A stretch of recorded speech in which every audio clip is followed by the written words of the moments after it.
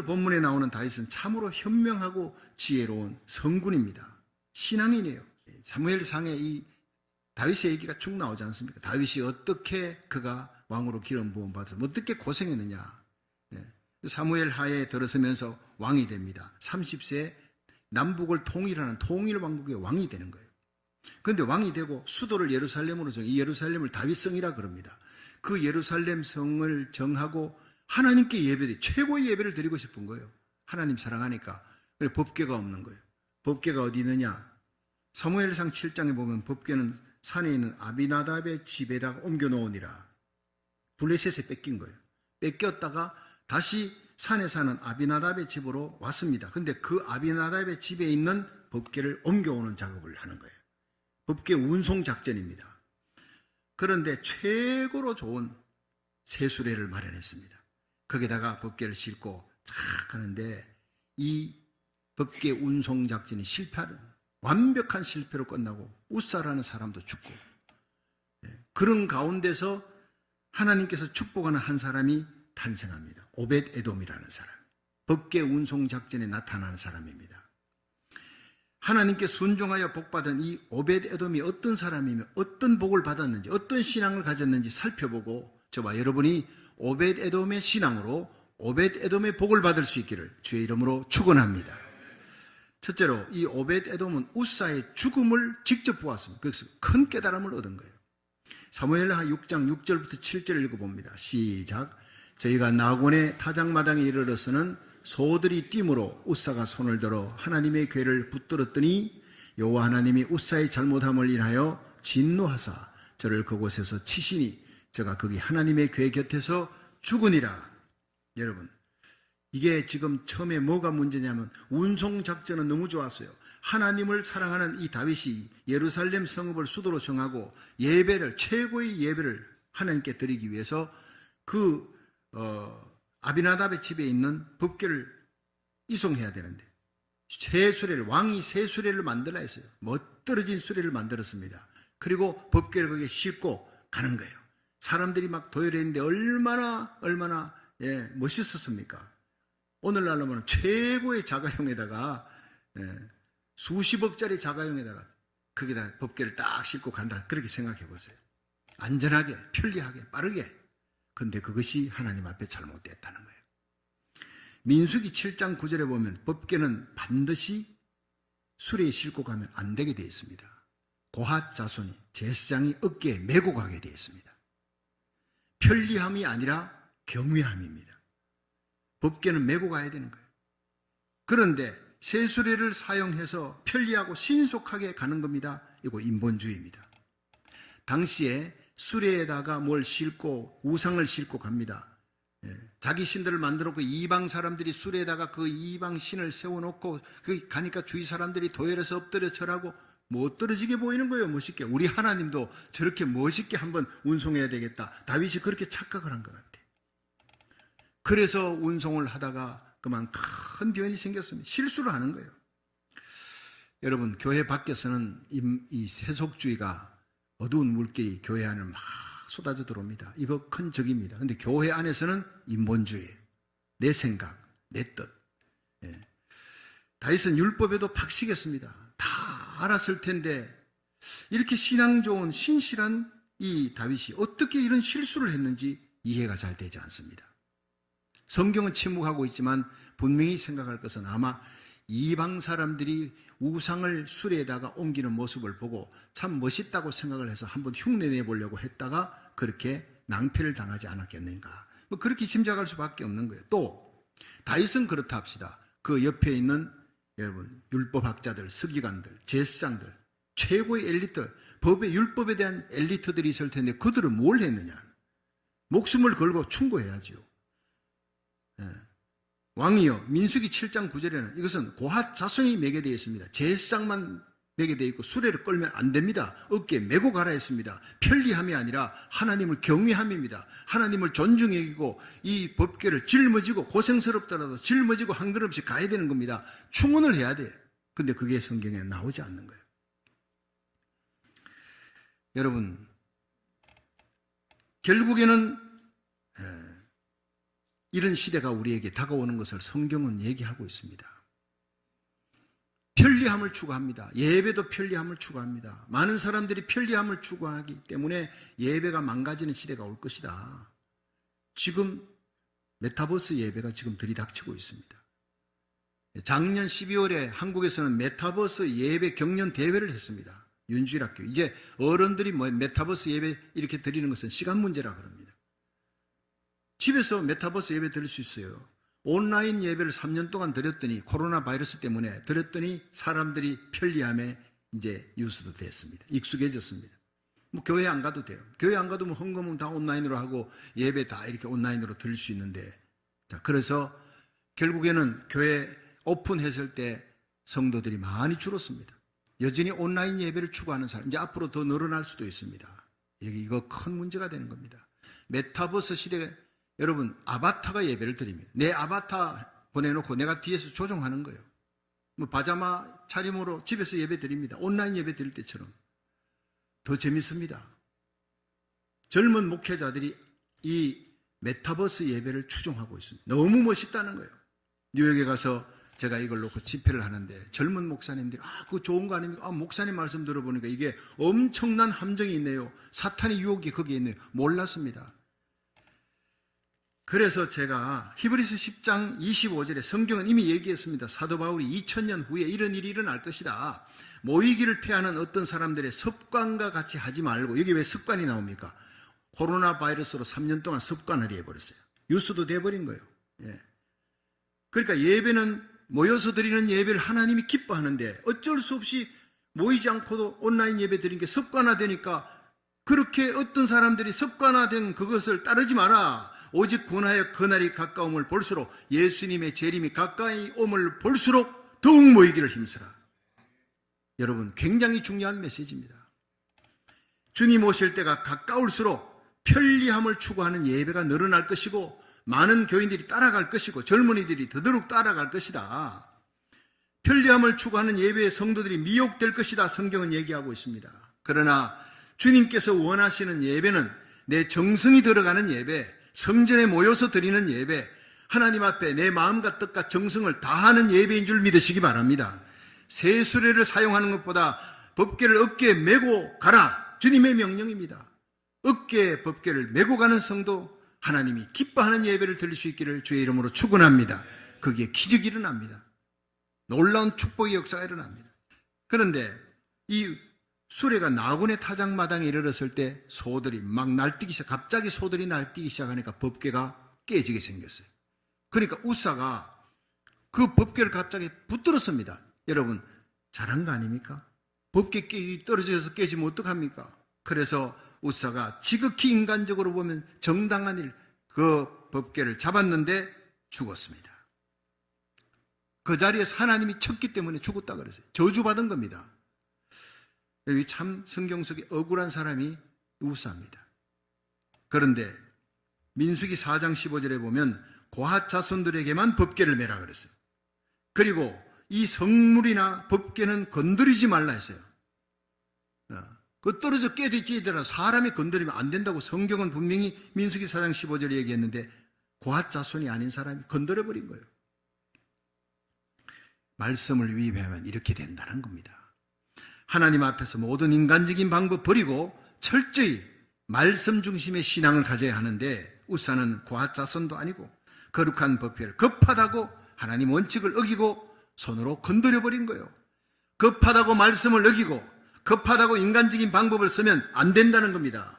여러분, 빨리 달려요. 열심히 달려요. 근데 열심히 100마일을 잘못 달렸습니다. 그럼 100마일 다시 나와야 되는 거, 다시. 예. 헛된 인생 사는 겁니다. 빨리 가는 것이 중요한 것이 아니라 바른 길을 가는 거예요. 바르게 가는 거예요. 예수 바로 믿고 하나님 말씀 바로 해석하고 하나님 말씀대로 원칙대로 살아가는 바르게 믿는 신앙 되기를 축원합니다. 그 바른 믿음에 열심을 가지면요, 그 다음 되는 거예요. 복 받는 거예요. 갈수록 잘 되는 거예요. 그것이 생애 끝까지 가야 됩니다. 그 바른 믿음, 뜨거운 믿음이 5년 안에 끝나는 사람이, 10년 안에 끝나는 사람이 너무 많습니다. 에녹은 들림받는 순간까지, 생애 끝날까지 갔습니다. 바르게 믿고 뜨겁게 믿고 끝까지 믿으시기, 주님 오시는 그날, 들림받는 그날, 내 사랑하는 자녀들, 손자, 손녀들 손잡고 한 명도 잃어지지 않고 저와 여러분이 우리 주님의 영광 가운데 공중재림한 주님 앞에 설 수 있기를 주의 이름으로 축원합니다. 여러분, 우리 신앙, 우리 충성이 우사처럼 인간적인 방법, 편리함을 추구하지 마시고 아무리 힘들고 어려워도 하나님의 말씀과 하나님이 원하는 방법대로 예배드리고 충성 봉사하다가 우리 주님 앞에 서서 상 받는 저와 여러분이 될 수 있기를 주의 이름으로 축원합니다. 두 번째, 이 오베데돔은 자기를 집에 법궤를 모셨다는 거예요. 자, 굉장한 일입니다. 사무엘하 6장 10절을 한번 읽어봅니다. 시작. 여호와의 궤를 옮겨 다윗성 자기에게로 메어 가기를 절개하지 아니하고 치우쳐 가드 사람 오벳에돔의 집으로 메어 간지라. 자, 여기서 수레를 끄는 소들이 날뛰자 우사가 잡았습니다. 적사했습니다. 그걸 보고 다윗이 두려웠다는 거예요. 너무 두려운 겁니다. 그 다음 또 누가 죽을지 몰라. 이거 다윗성으로 갖고 왔다가 다윗성에 어떤 피해가 일어날지 모른다. 그러니까 근처에 오벳에돔, 그 변방에 사는 오벳에돔의 사람의 집에다가 그걸 갖다 둔 거예요. 근데 성경에 보니까요, 법궤를 다윗성 자기에게로 메어 가기를 절개하지 아니하고 가드 사람 오벳에돔의 집으로 메어 간지라. 드디어 깨달았습니다. 세수레가 아니라 메어, 드디어 제사장들이 옆에서 서기관들이 이거는 성경의 율법에 이렇게 민수기에 이거는 메어 가야 됩니다. 고핫 자손이라 해야 됩니다. 그래가지고 메어 갔다 그래 깨달았다는 겁니다. 많은 레슨비를 치르고 깨달았습니다. 율법에 기록된 법궤 운송법을 깨닫고 나서 그 다음 고핫 자손의 어깨에 메었다. 그럼 예루살렘성 다윗성으로 가야 안 됩니까? 바로 가야 되지 않습니까? 두려워서 가지를 못한 거예요. 그런데 결국에는 희생양을 찾았습니다. 이 법궤를 계속 메고 갈 수가 없으니까 누구 집에 갔다는 거기서 몇 달 동안 그 사람이 죽나 안 죽나 한번 보자. 그걸 시험하려고 오벳에돔의 집을 택해가지고 간 겁니다. 희생양으로 삼은 겁니다. 오벳에돔 입장에서 굉장히 기분 나쁜 일입니다. 그 법궤 들었다가 온 가족이 죽을 수도 있습니다. 자, 그런데 역대상 26장 4절에 보면 오벳에돔은 고핫 자손이라 되어 있어요. 성경에.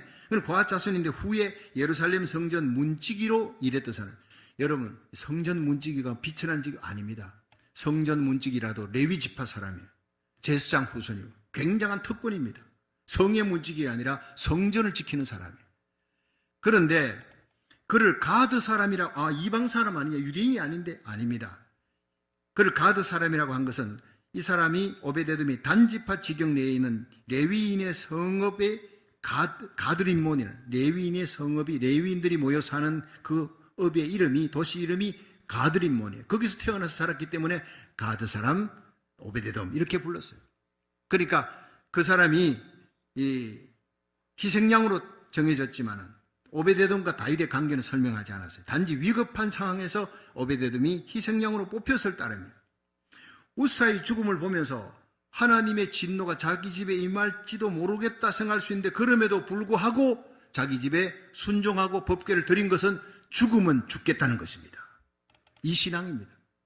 내 온 가족이 죽는다, 절대 왕이여 나는 그건 못합니다 하고 막을 수도 있습니다. 목숨 걸고 자기 가족 지키게 되겠다. 그러나 왕의 명령에 순종하고 하나님 뜻대로 하겠습니다. 죽으면 죽으리라. 그렇게 하고 법궤를 모셨더니 하나님이 그 집에 엄청난 복을 부어주셨다. 여러분, 죽으면 죽으리라 생각하고 법궤 모시는 신앙 가지기를 주의 이름으로 축원합니다. 과거에 명랑이라는 영화 나왔을 때 엄청난 인기 끌었죠. 저도 가서 보았는데요. 제일 눈물 나는 장면이 정말 백이종군하는 이 이순신 장군은 12척의 배밖에 없어요. 300척의 왜군이 까마귀처럼 몰려오는데 죽음을 각오한 이순신 장군의 리더십이 거기서 나옵니다. 명랑해전 바로 하루 전날 군사들을 모아놓고 생적사 사적성이라는 말을 외칩니다.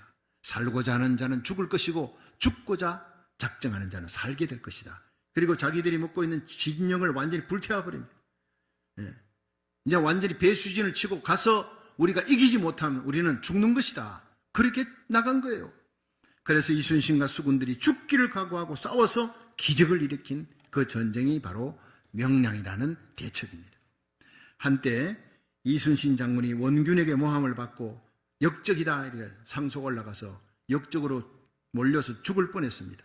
사실 한양으로 입송되어서요, 국형장이 열린데 국형은 왕이 직접 국문하는 겁니다. 선조 임금이 의심이 많고 이 사람이요, 이순신에 대한 열등의식이 많았대요. 사람들이 이순신 장군에게 다 민심이 다 걸려 몰려가는 거예요. 나라 버리고 도망치는 사람은 왕이었고 백성을 끝까지 목숨을 걸고 지키는 사람은 이순신이니까 이순신이 왕이 되겠구나 걱정을 하는 거예요. 백성들의 민심이 그쪽으로 다 가니까. 그런데 원균이 이순신이 역적이다 하고 모함을 하니까 그게 선조임금은 좋은 거예요. 어떻게든 이순신을 없애버려야 되겠는데, 참 그런 찌질이 왕 밑에 이런 성웅이 태어난다는 것이 정말 놀라운 일입니다.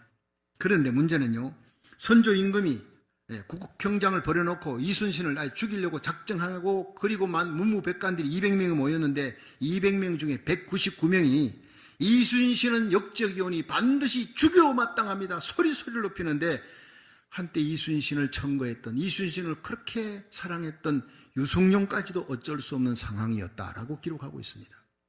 유성룡도 공은 공이고 산은 사니까 그를 편을 들지를 않았어요. 그 편 들다가는 다 죽게 생겼으니까. 그런데 단 한 사람, 국가비상사 때 총사령관이었던 이원익 대감이 임금님의 명령으로 전시상태 전권을 쥐고, 계엄사령관 같은 겁니다, 요즘으로 말하면. 인데 그 이원익 대감의 허락 없이는 선조 임금도 이순신을 사형을 지킬 수가 없는 거예요. 그래서 이 선조 임금은 이원익에게 이틀 동안 간절히 죽이자, 사형 집행을 해야 된다, 이순신 안 죽이면 어려워진다 라고 얘기를 하고 재촉하니까 이원익이 정말 유명한 말을 했습니다. 전하께서 전쟁 시에 저를 패하지 못하시는 것처럼 나도 삼도수군 통제사 이순신을 패할 수가 없나이다. 목숨을 건 겁니다. 죽으면 죽으리라 각오하고 이 의인 이순신을 다른 사람 다 죽이라 해도 나는 여기에 죄를 발견할 수가 없었다는 거예요. 충언을 했습니다. 결국 이원익의 말에 선조도 체념했어요. 문무백관이 다 지켜보는 가운데 이원익 대감이 그렇게 얘기하는 걸 보니 이순신은 죄가 없다, 그렇게 해서 사는 것입니다. 백의종군 하면서 나라를 살리라고 그렇게 나가서 결국에는 명랑대첩의 신하, 한산대첩의 신하를 남기는 영웅이 되고 나라를 위기에서 건지는 영웅이, 이 이순신 영웅 뒤에 이원익 영웅이 있었다는 것을 아는 사람은 별로 없습니다. 당시 문무백관 199대 1입니다. 이원익 한 사람만이 반대해서 이순신을 살린 겁니다. 선조임금과 온 나라가 다 들고 일어났어요. 문무백관 199명이면 온 나라가 다 들고 일어났다고 말해도 과언이 아닙니다. 그런데 의를 위해 목숨을 걸었던 명제상 이원익 대감 한 사람 때문에 죽으면 죽으리라는 각오로 이순신을 지켰던 이 한 사람 때문에 나라가 산 것입니다. 무너져가는 나라를 살렸던 거예요. 정말 눈물 나는 장면을 저는 읽었습니다. 하나님이 오늘도 우리에게 이 시대의 이원익처럼 의로운 한 사람으로 말미암아 이 민족이 살게 될 것이다, 교회가 살게 될 것이다. 하나님은 다수의 편을 드는 건 아닙니다. 모두가 잘못된 길을 갈 수 있습니다. 목숨을 걸고라도 의의 길, 바른 길 걸어갈 수 있기를 주의 이름으로 축원합니다. 임진왜란이 끝났습니다. 세월이 431년이 지났습니다. 그러나 이원익 대감같이 의를 위해 목숨을 건 의인이 그리운 시대가 되었습니다. 오늘 성경에 나오는 오베데돔의 신앙이 바르고 이순신 장군처럼, 이원익 대감처럼 죽으면 죽으리라는 마음 갖고 하나님의 법궤를 자기 집에 모신 순교자적인 신앙의 사람, 하나님은 오늘도 이런 사람을 찾습니다. 이런 사람을 찾아서 복을 주려는 거예요. 복의 통로로 삼으려고 하는 겁니다. 저와 여러분이 이런 오벳에돔의 신앙으로, 죽으면 죽으리라는 신앙으로 오벳에돔의 복을 받을 수 있기를 주의 이름으로 축원합니다. 성경 속에 에스더가 그랬어요. 죽으면 죽으리라 나가 사흘을 굶고 왕 앞에 나가면, 왕의 허락 없이 나가면 죽습니다. 그러나 사흘 금식하고 죽으면 죽으리라고 나갔을 때 하나님이 왕의 마음을 바꿔놨어요. 죽을 수밖에 없는 자기 민족을 다 살리는 에스더가 되었습니다. 사적생 신앙이에요. 다니엘과 사드락 메삭 아벳느고의 신앙이 사적생입니다. 불무불에 던져져도 나는 하나님 외에 다른 신에게 절할 수 없습니다. 그들을 하나님이 불무불에서 건져냈습니다. 방백 가운데 더 높이셨습니다. 여러분, 하나님을 향해 기도의 창을 여는 이 다니엘, 사자굴에 던져졌습니다. 모함에 의해. 그러나 하나님이 그를 건져 온 백성들 가운데, 방백들 중에 더 높이시니라. 할렐루야. 그렇습니다. 하나님 살아계십니다. 예수님을 십자가에 못 박아 죽였습니다. 그러나 제3일 만에 하나님이 그를 죽음에서 살리셨습니다. 온 세상이 다 달라들어 못 박았으나 하나님이 예수님을 살리셨고, 하나님 우편에 앉으셨고, 만왕의 왕 만주의 주가 되게 하셨고, 우리로 하여금 그 십자가 길을 따라가게 하신 거예요. 끝까지 십자가 길 걸어가면 부활의 영광에 우리 주님 곁에 서게 될 줄로 믿으시길 바랍니다. 많은 사람들이 편리하게 넓은 길 가려고 그럽니다. 넓은 길 끝에는 지옥이고 멸망입니다. 좁은 길, 편리함 따르지 않고 힘들고 어려운 좁은 길, 태산을 넘어 흥곡을 가는 길, 이 길 주님이 가셨다면, 그 주님 가셨던 길, 십자가 지고 난 죽음을 각오하고 가겠다 하면 그 사람은 살게 됩니다. 십자가 후에 부활의 영광이 있는 줄로 믿으시기 바랍니다. 좁은 길 가십시오. 의인의 길을 가십시오. 모두가 가기 원하는 편리한 길 아닙니다. 세술에 끌고 법궤를 거기다 지워가 가는 길이 아니라 어깨에 메고 힘들고 어렵지요. 어깨에 메고 가는 길 얼마나 힘듭니까? 예루살렘 성까지 어깨 죽지가다 그냥 뻗겨지고 피가 흐를 겁니다. 다리도 아플 겁니다. 그러나 하나님을 경외하는 마음, 정성을 다해 어깨에 메고 법궤를 짊어지고 가야 될 줄로 믿으시기 바랍니다. 그 사람에게 마지막 영광이 기다리는 거예요. 그래서 사도 바울은 사도행전 20장 24절에 나의 달려갈 길과 주 예수께 받은 사명, 하나님의 은혜의 복음을 증거하는 일을 마치려면 내 생명을 조금도 아까운 것으로 여기지 아니하겠노라. 바울은 교회 하나를 세우고도 한 도시에 들어가도 예수님의 십자가 부활 복음, 생명의 복음 전할 때 목숨을 걸었다는, 내 목숨을 조금도 아까운 것으로 여기지 아니하겠노라. 이런 사람이 한 사람이 있으면 그 한 사람이 교회의 부흥의 불씨가 될 줄로 믿으시기 바랍니다. 빌립보 1장 20절에 바울은 고백합니다. 나의 간절한 기대와 소망을 따라 아무 일에든지 부끄럽지 아니하고 오직 전과 같이 이제도 온전히 담대하여 살든 죽든 내 몸에서 그리스도가 존귀되기를 원하나니 이는 내게 사는 것이 그리스도니 죽는 것도 유익함이라. 여러분, 바울은 일생에 자기 생명을 다하여 이력을 다하여 자기 모든 발자취에 예수님이 드러나기를 원했어요. 자기는 죽고 예수님이 드러나고 내가 언제 죽더라도 이 죽음의 문을 삐거덕 열면 거기에 내 사랑 예수님이 기다리신다. 살고 죽는 것을 초월해서 사나 죽으나 내 몸에서 그리스도가 존귀되기를 원하노라. 이 바울의 신앙이 저와 여러분의 신앙이 되기를 주의 이름으로 축원합니다. 죽음이 언제 닥칠지라도 환영하는 죽음, 그 죽음의 문을 열면 황금길이 있고 천국이 있고 내가 사랑하는 예수님이 거기 계신데 죽음이 뭐가 두렵습니까? 이런 사람이 세상이 감당할 수 없는 신자인 줄로 믿으시기 바랍니다. 우리 모두 사적생 신앙, 죽으면 죽으리라는 신앙, 이 신앙으로 정말 오벳 에돔의 신앙으로 하나님께 충성하여 오벳 에돔의 복을 받을 수 있기를 주의 이름으로 축원합니다. 마지막 세 번째, 오벳 에돔은 법궤를 다시 돌려보냈습니다. 굉장한 겁니다. 사무엘하 6장 11절을 읽어봅니다. 시작. 여호와의 궤가 가드 사람 오벳 에돔의 집에 석 달을 있었는데 여호와께서 오벳 에돔과 그 온 집에 복을 주시니라. 아멘. 자, 여러분, 그 법궤가 올 때 죽으면 죽으리라고 받아들였는데 놀랍게도 예상을 뒤엎고 석 달 동안 그 하나님께서 오벳 에돔의 집에 복을 막 갖다 부어주신 거예요.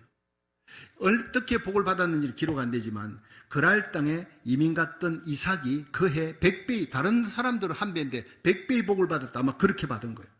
주위의 사람들이 질투할 정도로 어떻게 저렇게 엄청난 복을 가축에게도 주고 덜판에도 주고 온 집에 막 자식들에게 막 가족들에게 부어주는 것이 보인 거예요.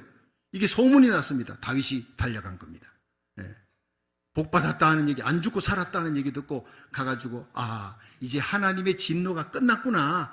그리고는 이 법궤를 이제는 세수를 사용하지 않고 제사장들 몸을 성결케 한 제사장들을 세워서 모세의 율법대로 법궤를 어깨에 메어다가 다윗성으로 옵니다. 너무너무 기뻐서 다윗성 앞에 들어올 때 양 잡고 소 잡고 그 송아지로 제사를 드린 후에 너무너무 기뻐서 그냥 요즘으로 말하면 군악대죠.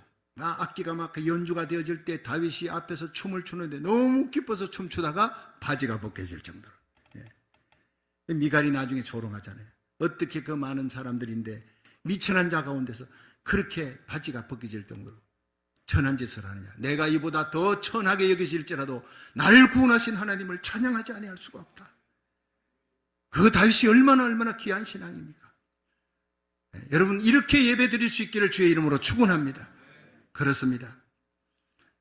하나님의 법궤 앞에 춤추면서 하나님께 영광을 돌렸습니다. 그러나 한편으로 생각해보면 오벳 에돔의 입장에서는 다윗은 좀 괘씸한 사람이에요. 자기를 희생양 삼았지 않습니까? 혹시 갖고 왔다가 예루살렘 성에 큰 변이 생길지도 모르겠다. 그러니까 너 오벳 에돔 집에 놔둬라. 네가 죽나 안 죽나 보겠다는 거죠. 그렇게 해가지고 그래도 순종하고 받아들였는데 막 축복을 받아. 그러니까 왕이 와서 법궤 내놔라. 또 뺏어가는 거예요. 뭐 그동안 왕이 그에게 벼슬을 줬다, 수고했다구나 하고 큰 뭐 상을 내렸다, 이 성경에는 아무 기록이 없습니다. 오베데돔이 위대한 겁니다. 주신 자도 여호와시요 취하신 자도 여호와시라. 이건 내 것이 아닙니다. 하나님이 내게 복을 주고 내가 순종하니까 복을 주셨는데 정말 나는 하나님만 바라봅니다. 다윗 왕 바라보지 않습니다. 다윗 왕 바라보면 얄미운 생각도 들고 속상한 마음도 들지만 다윗 왕을 바라보지 않았어요. 오직 하나님의 절대 주권, 하나님만 인정하면 됩니다. 이 신앙이 바로 오베데돔의 신앙이에요. 자기에게 손해가 올지라도 하나님을 바라보고 이기는 거예요. 기쁨으로 내놓는 거예요. 하나님의 법궤 앞에 모든 것을 초월하는 신앙, 하나님의 절대 주권을 믿고 모든 것을 합력하여 선을 이루시는 하나님을 믿고 철저히 순종하는 신앙이에요. 죽을 위험을 무릅쓰는 희생도 했고 모든 이익을 포기하는 희생도 했던 신앙이에요. 그래서 축복받을 뿐 아니라 나라 민족을 위한 축복의 통로가 된 사람. 오베데돔의 모습은 오늘날 편리한 신앙을 쫓아가고 자기 이익을 위해서 계산하는 모든 현대 신자들에게 큰 경종과 깨달음을 주는 신앙입니다. 여러분, 하나님과 복음을 위해, 교회를 위해 내 이익을 포기하고 희생할 줄 아는 오베데돔 같은 신앙을 가지기를 주의 이름으로 축원합니다. 여러분, 오베데돔은 우사의 죽음을 보고 하나님의 법대로 살아야 된다는 것을 깨달은 사람이에요. 오베데돔은 죽음을 무릅쓰고 법궤를 자기 집에 모신 순종의 사람이에요. 오베데돔은 때가 되면 자신의 모든 이익을 포기하고 모든 것은 하나님이 인정하면 된다. 하나님 절대 주권을 바라보고 하나님의 뜻에 철저히 순종하며 법궤를 다윗성으로 보낼 줄 아는 신앙. 우리 모두 이 시대의 오베데돔 신앙으로 오베데돔의 복을 받을 수 있기를 주의 이름으로 축원합니다.